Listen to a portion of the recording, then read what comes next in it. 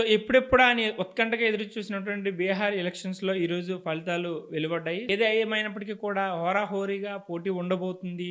ఏదైతే కాంగ్రెస్ అక్కడ ప్రతిష్టాత్మకంగా ఎన్నికలు చేపట్టి, ప్రతిష్టాత్మకంగా తీసుకున్నటువంటి బీహార్ ఎన్నికల్లో విజయం సాధిస్తుంది అనేటువంటి కొంత అవకాశాలు, కొంత హోప్ ఉన్న మేరకు కూడా సో, ఈరోజు ఏదైతే ఉత్కంఠకు తెరదించి ఈరోజు ఫలితాలు వెలువడ్డాయి. ఏది ఏమైనప్పటికీ కూడా ఎన్‌డీఏ తన ప్రభంజనం బీహార్‌లో కొనసాగించింది.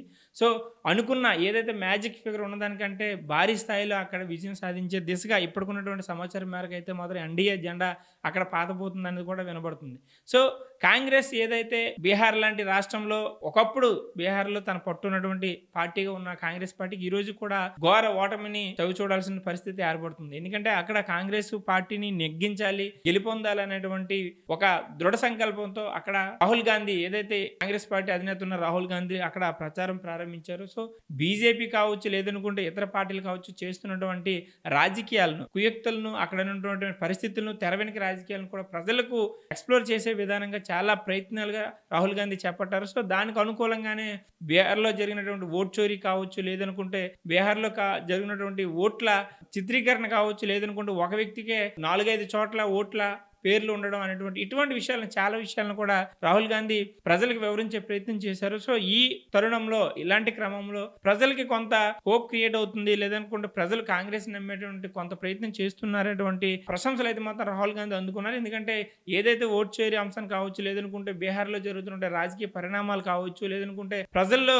అక్కడ భయభ్రాంతులు గురి చేస్తున్న విధానాలు కావచ్చు, ఇవి ఎంటైర్ ఈ ఫ్యాక్టర్స్ అన్నిటిని కూడా ఆయన ఒక స్క్రీన్ మీద లేదనుకుంటే బహిరంగ సభల్లో ఆయన ప్రజలకు చెప్పే ప్రయత్నం చేశారు. అంతవరకు ఓకే. కానీ అల్టిమేట్ గా ప్రజలు బూత్‌లోకి వెళ్ళి ఓటు వేసేది మాత్రం ఎన్‌డీఏ ప్రత్యర్థులకి మాత్రమే వేశారనేటువంటి విషయాన్ని ఇప్పుడు మనకి క్రిస్టల్ క్లియర్‌గా అర్థమవుతుంది. ఎందుకంటే ఫలితాలు గంటకి మారుతున్నటువంటి పరిస్థితుల్లో ఏదైతే అక్కడ బీహార్ ముఖ్యమంత్రి అభ్యర్థికి కావాలని మ్యాజిక్ ఫిగర్ 122 ఉందో, సో దానికి మించి 120, 130, 140, 150, 160, 170 స్థానాలకు కూడా వెళ్ళేటువంటి పరిస్థితి అక్కడ కనబడుతుంది. సో, ఏది ఏమైనప్పుడు కూడా అల్టిమేట్‌గా ఎన్‌డీఏ ప్రభుత్వం అక్కడ మళ్ళీ జెండా పాతబోతుంది. బీహార్ ముఖ్యమంత్రిగా మళ్ళీ నితీష్ కుమారే ఉండబోతున్నారు అటువంటి సంకేతాలు అయితే మాత్రం బీహార్‌లో ఇప్పటికే కనిపిస్తూ ఉంది.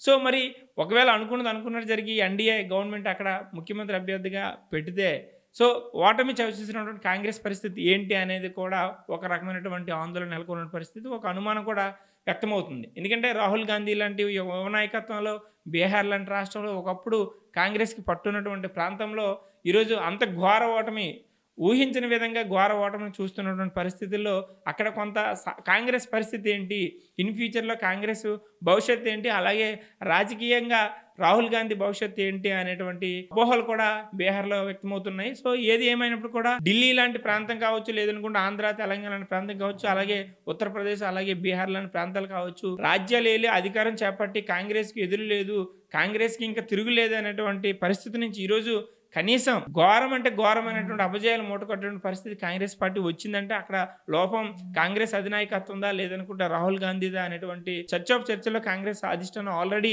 ఇప్పటికే మునిగి తేలుతుంది. ఎందుకంటే ఎంతైతే కాళ్ళకి బలపం కట్టుకుని కాంగ్రెస్ విజయం సాధించాలి అనేటువంటి ఒక డిఫరెంట్ ఫ్యాక్ట్లో అక్కడ రాహుల్ గాంధీ ప్రచారం చేసినప్పటికీ కూడా ఈరోజు ఘోర ఓటమిని చవిచూసినప్పుడు కూడా రానున్న రోజుల్లో ఏదైతే ఎన్‌డీఏ గాలికి ఎదురు నిలబడలేకపోతుంది అనేటువంటి ఏదైతే టాక్ ఉందో దేశవ్యాప్తంగా దాన్నే నిజం చేసే పరిస్థితిగా ఈరోజు బీహార్‌లో కాంగ్రెస్ పరిస్థితి ఏర్పడింది. ఏది ఏమైనప్పటికీ కూడా బీహార్ లాంటి రాష్ట్రంలో మళ్ళీ ఎన్‌డీఏ ప్రభుత్వం రావడం పట్ల అక్కడ ప్రజలు ఎవరికి నమ్మారు, ఎవరికి ఓటు వేశారంటే ఖచ్చితంగా అక్కడ ఎన్‌డీఏ ప్రభుత్వానికి మళ్ళీ నితీష్ కుమార్‌ని నమ్మి ఓటేశారనేటువంటి మెసేజ్ అక్కడ క్లియర్‌గా అర్థమవుతుంది. ఎందుకంటే అక్కడ కార్మికులు కావచ్చు, లేదనుకుంటే ఎంప్లాయీస్ కావచ్చు, లేదనుకుంటే ఎవరైతే సెటిలర్స్ ఉన్నారో ప్రధానంగా ఆంధ్ర, తెలంగాణ లాంటి ప్రాంతాల నుంచి వెళ్ళినటువంటి సెటిలర్స్ ఎవరైతే ఉన్నారో వాళ్ళందరూ కూడా ఎన్‌డీఏ గవర్నమెంట్‌కి ఓట్లు వేసి వెనక్కి వెళ్ళి మరి ఓట్లు వేశారనేటువంటి టాక్ నడుస్తూ ఉంది. సో, ఇలాంటి ఏదైతే ప్రెస్టేజ్ గా తీసుకొని ఓట్లు వేసినటువంటి ప్రజలు ఉన్నారో వాళ్ళందరూ కూడా ఎన్‌డీఏ ప్రభుత్వానికి ఓటేశారు అనేటువంటి నమ్మకం అక్కడ కలుగుతూ ఉంది. సో, ఓవరాల్ గా ఇప్పుడు ఉన్నటువంటి సమాచారం అయితే ఖచ్చితంగా బీహార్ పీఠం మళ్ళీ ఎన్‌డీఏదని మనం చెప్పుకోవాలి. సో,